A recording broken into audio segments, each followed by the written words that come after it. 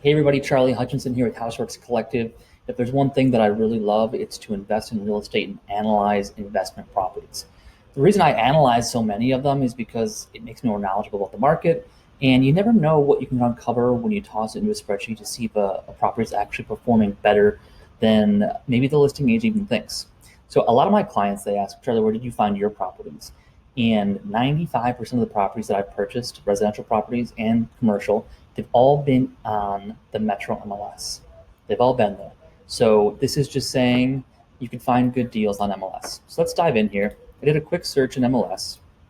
You can see my screen. I've got a couple larger properties. This 36 unit on Brown Deer Road.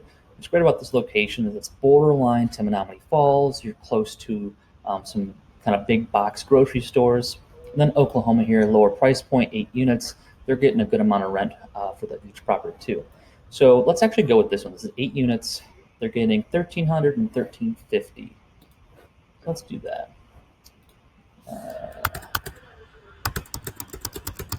This is typically how I do this. Drag and drop.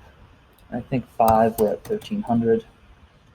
1, 2, 3, 4, 5, and 3 we're at 1,350. Boom. Now this is the current rent.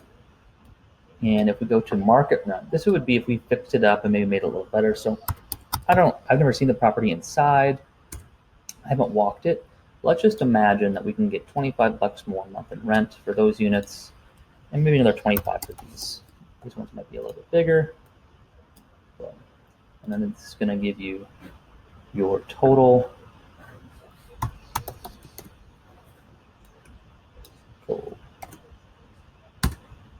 So you're pulling them up there, pulling them up there. Awesome. Now the purchase price on this bad boy is 1.15. What they're asking.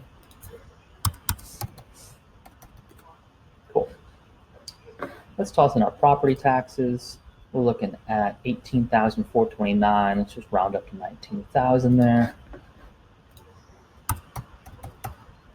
Your insurance with this many units, you're probably looking at $5,000 annually. Let's do this. Let's do $500 a month. That's $6,000. Now, who's paying for the electric and the water?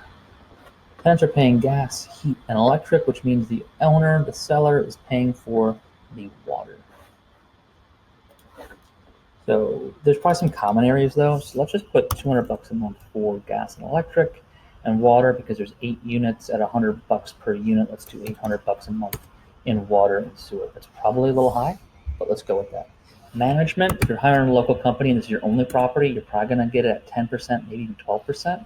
If you have multiple properties with them, you can go lower, closer to 8%. So let's see if this property actually maths out. Interest rate, non-owner occupied investment property, 6.75. Yeah, it's probably close. 25% down. All right. Here's our gross rents at the current prices. You're getting $10,550 a month. Your management fee, your property taxes, your insurance, owner paid utilities, which is common area heat and electric. Probably high actually on that. Let's put, there we go.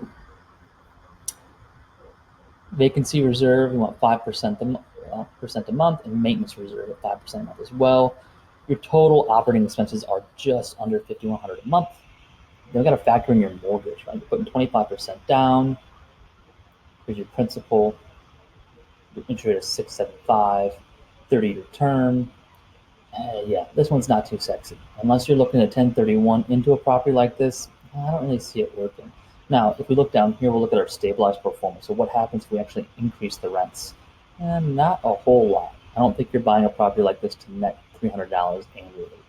Now, if you could take these units, fix them up, and get $1,400 or $1,500 a month, things are going to look a little bit different.